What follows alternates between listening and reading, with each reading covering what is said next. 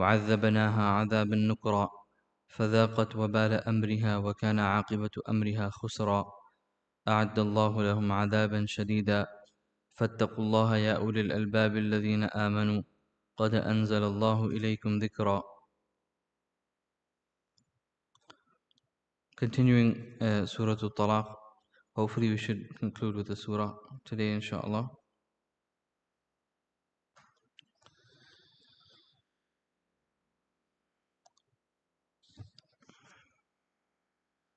The last ayat had to do with different rulings with that Allah Azza wa Jal gave to people going through divorce in Islam. What are the rulings the Sharia says? Those rulings do not favor any side or any type of person. Those rulings are for the better of society, for the better of the individuals, and that these rulings bring ease in this dunya and in the hereafter. After speaking about all of those things, the rest of the surah from this point on is advising believers with a methodology, advising believers to have a mindset, to have a framework, to have an understanding of things. And that is, what is the understanding you have of the Sharia? Allah Azza wa Jalla says, وَكَأَيٍّ مِّن قَرْيَةٍ عَتَتْ عَنْ أَمْرِ رَبِّهَا وَرُسُلِهِ. How many and the translator translates over here as how many a bygone community has insolently defied the commands of its Lord and His messengers. How many communities defied the order of their Lord and His messengers. And so then فَحَاسَبْنَاهَا حِسَابًا شَدِيدًا, that we called those communities to great account. Allah Azza wa Jalla always tells us of the people of the past for us to take a lesson, not for us to ponder upon anything else, but for us to take a lesson. That, civilizations lived in the past, and such civilizations then became lost. And, historians will call them lost civilizations. And people will go and visit their ruins. But what's the actual point that they're a lost civilization? Why did they become lost? Right? So the point is that these communities of the past, these civilizations of the past, when they defied the order of Allah, they went against the deen, right? And this didn't always happen necessarily in a very miraculous way, in the sense that the nations did some type of extreme defiance, and Allah Azza wa Jal sent an extreme punishment. That wasn't necessarily always the case, although it appears in many of the stories of prominent prophets. But there were times where they simply did not abide, right, by the deen or by the way it should be, and important factors which protect a Muslim society or a society of that time of deen were not followed, and so they slowly vanished and they finished. And of course the greater examples of those are Anbiya alayhimu salatu wasalam, who came to nations and communities with certain examples and with principles and with matters of deen, and those nations did not accept it, or they defied it, or they challenged it, and so then Allah Azza wa Jal sent punishment over them. So what is the connection of this with talaq? Why is this being mentioned in Surah Talaq? It goes back to the general principles. If you sit down with Surah Talaq and you're going to think this is just must be only about talaq, you're going to miss the point. Talaq is one very important thing that Allah Azza wa Jalla is discussing, but there are many broader aspects that Allah Azza wa Jalla wants you to bring your attention to, like the overarching principle of taqwa. That Allah Azza wa Jalla continuously says, ittaqu, ittaqu, wa man yattaqi, who will have taqwa, who will have taqwa. Right?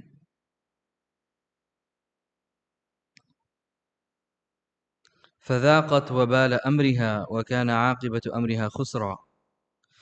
Imam Tabari rahimahullah mentions, Imam Tabari rahimahullah does tafsir in a way that he brings narrations, athar.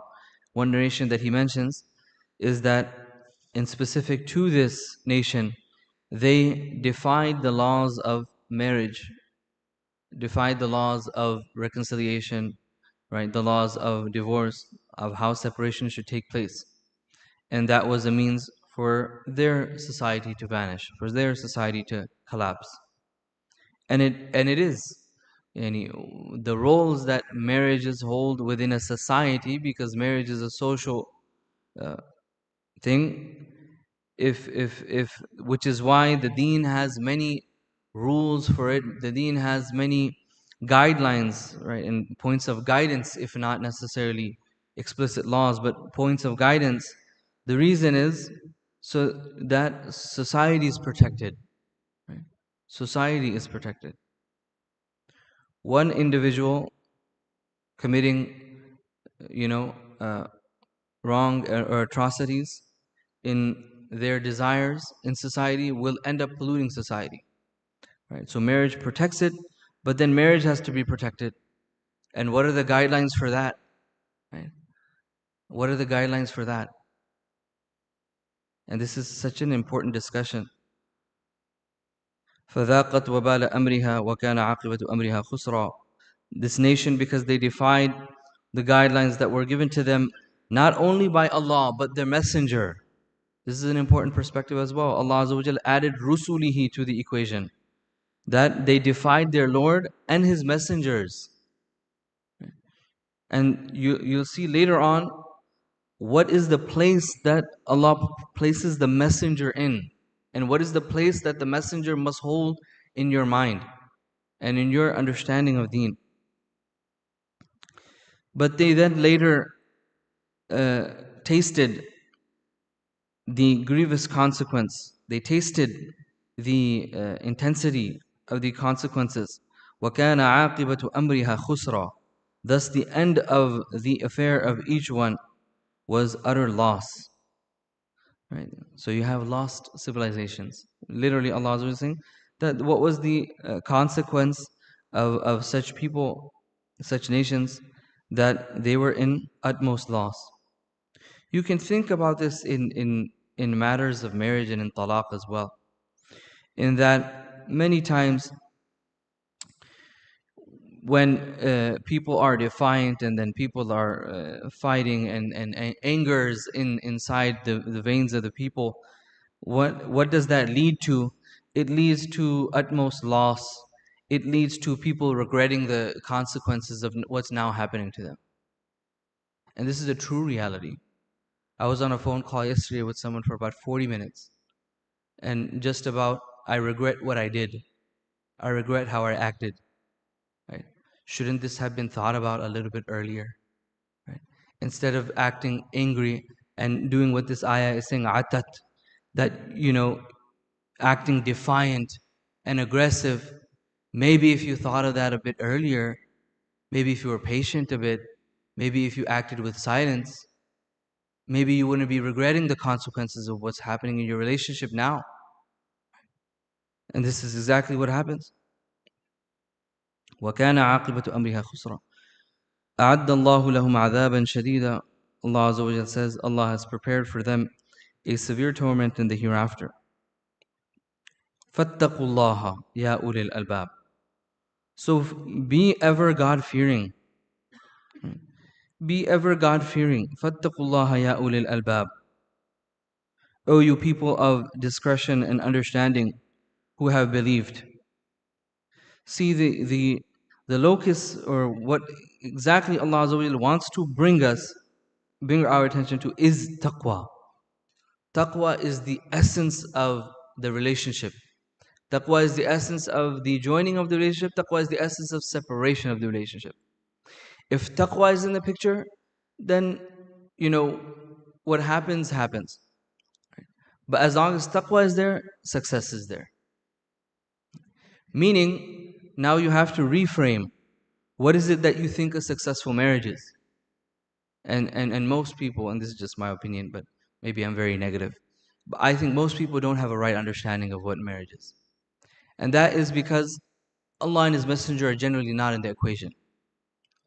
Marriage is generally not understood to be that this has to be something for deen. This has to be something that will protect my deen and protect my taqwa. Right?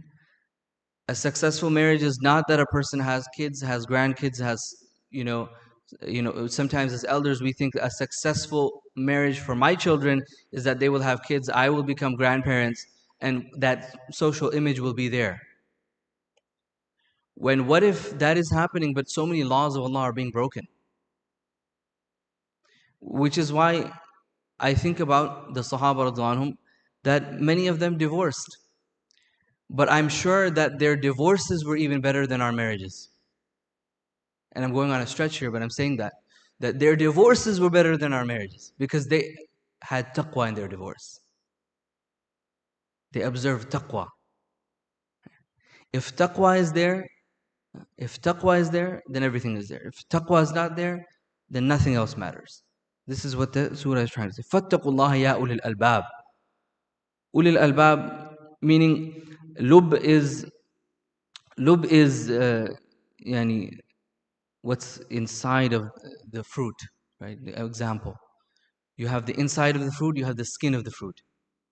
An intelligent person skins the fruit, eats what's inside. Imagine you see someone skin the fruit, throw away the fruit, keep the skin. You understand the analogy? Understand the example? Keep the taqwa. Everything else is the skin. Everything else doesn't matter. Keep the taqwa. Keep the taqwa, because the taqwa will keep you from doing things that you'll regret the consequences of in the hereafter. This is why the taqwa has to be there. فَاتَّقُوا اللَّهَ يَا أُولِي الْأَلْبَابِ الَّذِينَ آمَنُوا. O people of understanding who have believed, قَدْ أَنزَلَ اللَّهُ إِلَيْكُمْ ذِكْرًا.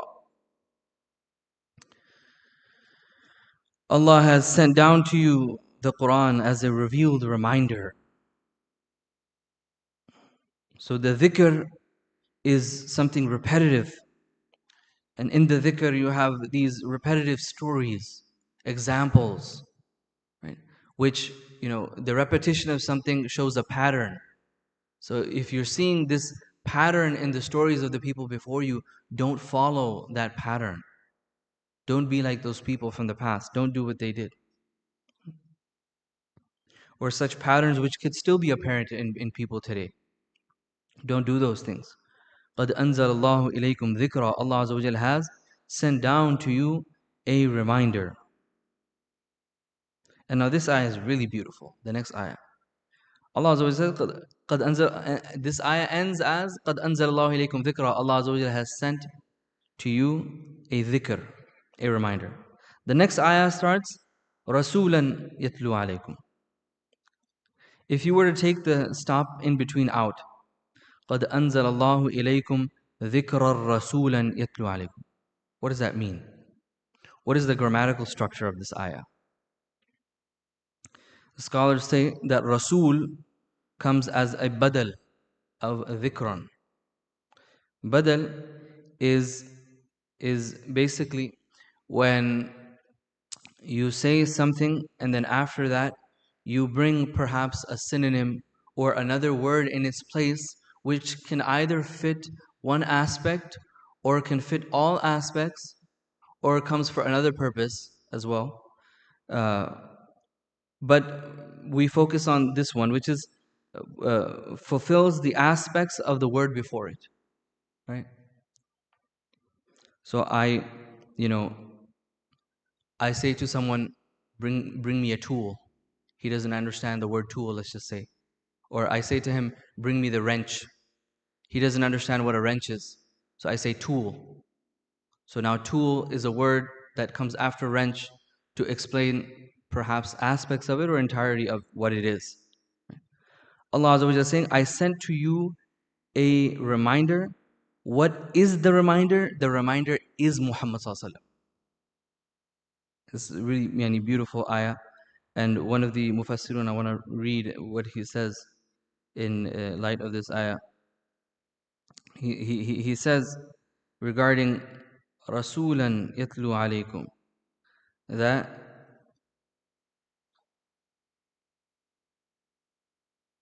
Al-Biqai rahimahullah has a very complex but beautiful tafsir. He says that the dhikr is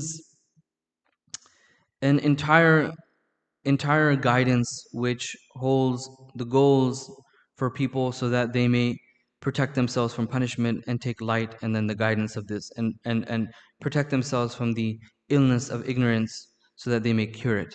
That's dhikr.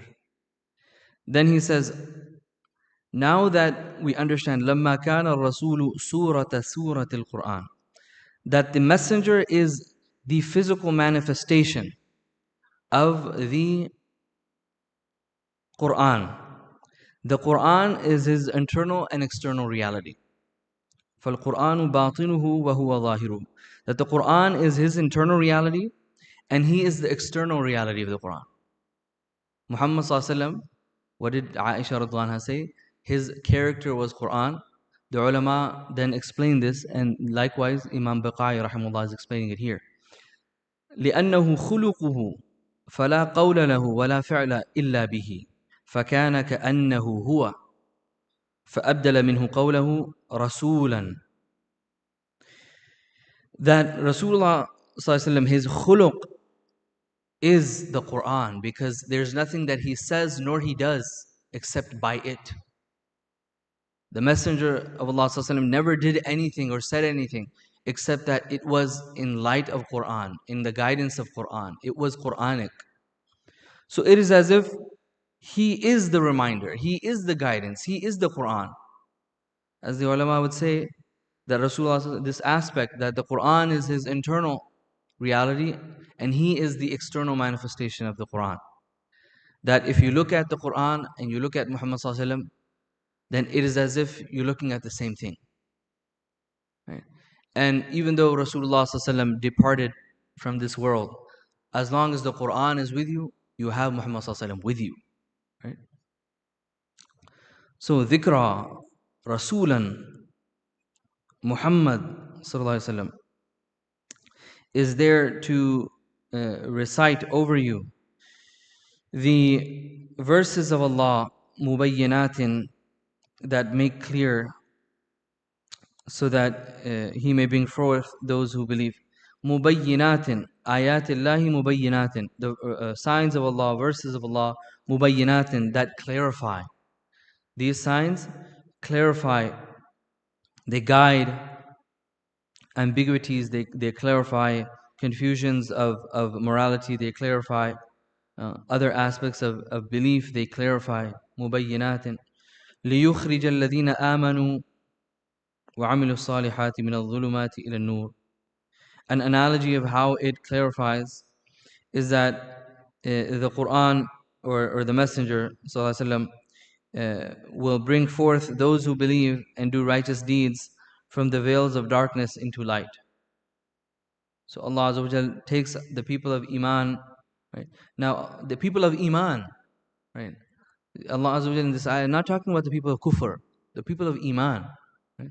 Just because you've entered into Iman or you entered into the fold of Islam doesn't mean that you'll never be in darkness again. Right?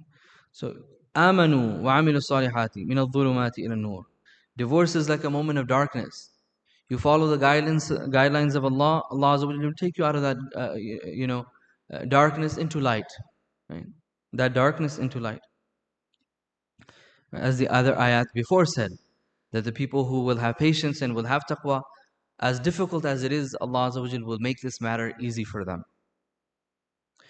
مِنَ الظُّلُمَاتِ إِلَى النُّورِ, from darkness to light. وَمَنْ يُؤْمِنْ بِاللَّهِ وَيَعْمَلْ صَالِحًا يُدْخِلْهُ جَنَّاتٍ تَجْرِي مِنْ تَحْتِهَا الْأَنْهَارُ خَالِدِينَ فِيهَا أَبَدًا.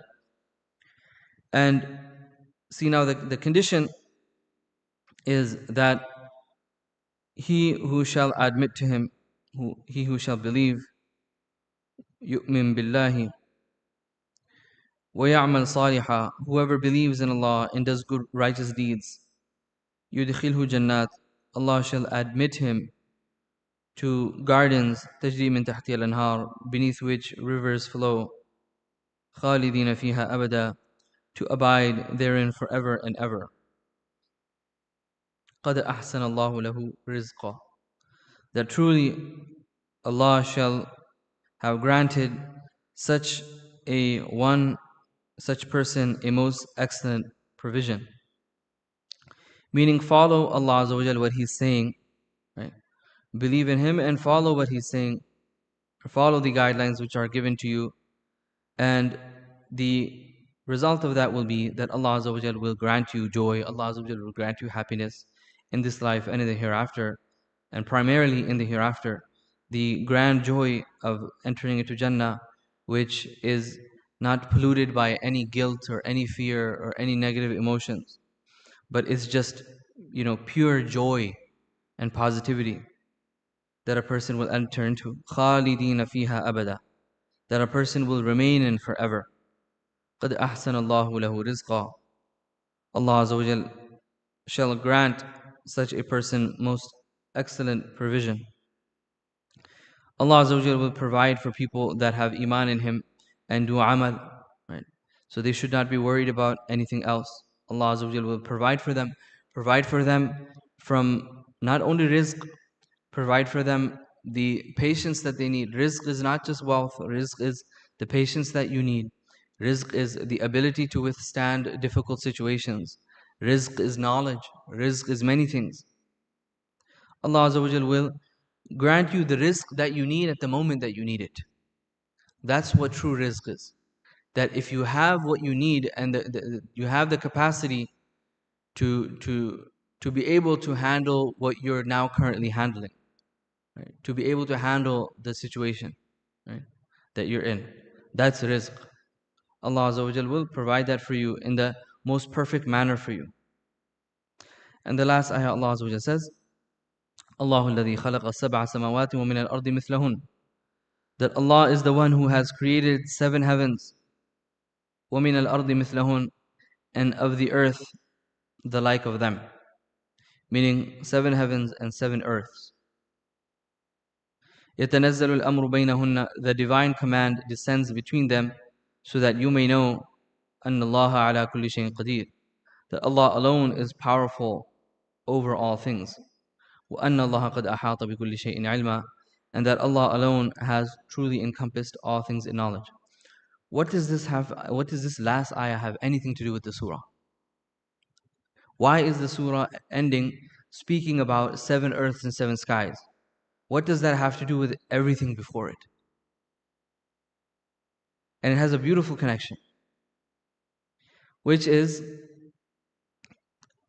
that Allah Azza wa Jal's order, and His command, it transcends all these different realms, all these different,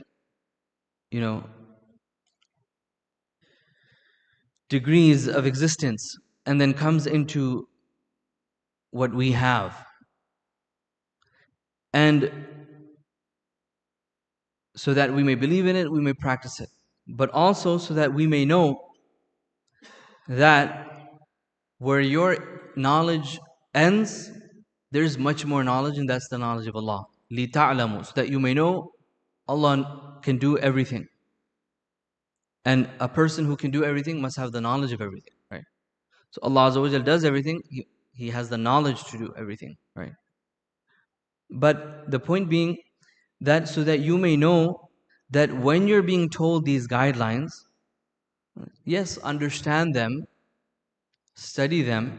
There is an intellectual engagement with these understandings, but just remember that there is an end to human intellect. There is a limit to human intellect. And that beyond that then is the knowledge of Allah, which has no end. Right? What does this have to do with the entire surah? Again, it's to tie us to that point that follow the amr of Allah, follow the commandment of Allah. The commandment of Allah will make sense to you sometimes and may not make sense to you sometimes. And the reason for that may not always be because of the command, but because of yourself. Remember that the equation is not only, truth in Allah's command. It's true understanding, Allah's command, and then you. Are you understanding it right? Is there a reason why you're not understanding? Maybe Allah Azza wa Jalla is withholding understanding of it from you for now. Ilm is a rizq. Knowledge of something is sustenance, is given by Allah. Right? So why is Allah Azza wa Jalla speaking about this? That just like there are many things you do not know, right? How many things of the universe? The scientists say that we don't know of. We don't know what is out there. We don't know how great it is. We don't know all these things, right? 7 skies. What does that even mean? We may not understand. وَمِنَ الْأَرْضِ مِثْلَهُنَّ 7 earths, we may not understand exactly what that means. But the fact that Allah Azza wa Jalla is telling us of this, is something amazing. You have to appreciate it first on a surface level before you go into it. Now, what does it mean to have 7 earths as well? And where is 7 earths? What is 7 earths? The scholars have differed into it. But the point is not looking into what the conclusion of what that is, but the process by which they try to understand it. Right? The process by which we understand these ayat is not primarily through science or empirical understanding. The process that can help, it can, but the process of understanding these ayat are through revelation first. Right? Through revelation first. You understand wahi through wahi, revelation through revelation. How is that? You understand what does 7 earths mean through hadith. Did the Prophet ﷺ talk about it? And now when the Prophet ﷺ spoke about it, how did he speak about it? What did he say? Tahir ibn Ashur rahimahullah, the great Tunisian scholar, in his tafsir of this ayah mentions very good points, but they're very detailed. And he mentions regarding the authenticity of scripts as well as their understandings, how you tie them together, and then how you come to conclusions. And in specific in this ayah, then what does it mean for there to be 7 skies? Rasulullah ﷺ has described many different things regarding these 7 earths. Some Sahaba radhiyallahu anhum asked him about it, or he asked them about it, and Rasulullah ﷺ informed them some things. But the primary point which we must take from this is that our knowledge comes from Quran and revelation first before it comes from anything else. Okay. So again, this surah, you can think it's speaking about specific things. The surah's name is such a specific thing, talaq, divorce. But it's not talking only about specific things. It's talking about very general principles that you have to apply throughout your practice and understanding of deen. يَتَنَزَّلُ الْأَمْرُ بَيْنَهُنْ. Allah Azza wa Jalla's command, falls through the layers of the cosmos, the layers of reality. Right? And many ahadith, for example, mention that these different degrees of the sky and the earth, these different degrees of reality, have different creations that are abiding by the rules of Allah Azza wa Jalla.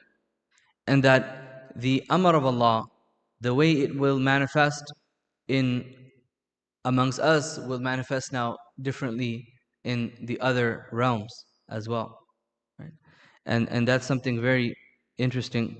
But you can see it inside of this realm alone, that Allah Azza wa Jalla's command, His Sharia, at the time of Musa alayhi salatu wasalam, at the time of Isa alayhi salatu wasalam, at the time of the prophets before, at the beginning of Adam alayhi salatu wasalam, how was the appearance of that Sharia, the appearance of that deen, different from how it is today? And how is it the same thing as well? So this is that progression of Allah Azza wa Jall's deen and sent down orders, which should tell us that the conclusion of this should be that we understand that there are limits for us, and where we limit and where we are limited just begins the power of Allah. Just begins the power of Allah. And that the power of Allah is limitless. The knowledge of Allah is limitless. Right? So follow what He's telling you, because whatever He's telling you is better for you. وَأَنَّ اللَّهَ قَدْ أَحَاطَ بِكُلِّ شَيْءٍ عِلْمًا. And that Allah Azza wa Jal alone, right? No one else, Allah Azza wa Jal has truly encompassed all things in knowledge. No other being, no other being, not from the lowest nor to the highest of the Anbiya alayhi salatu wasalam, encompasses all of knowledge. That only belongs to Allah Azza wa Jal.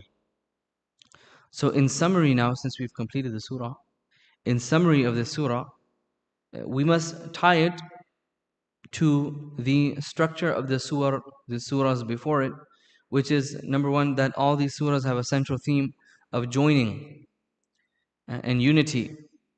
And now Surah Al-Talaq also is discussing unity as well from many perspectives.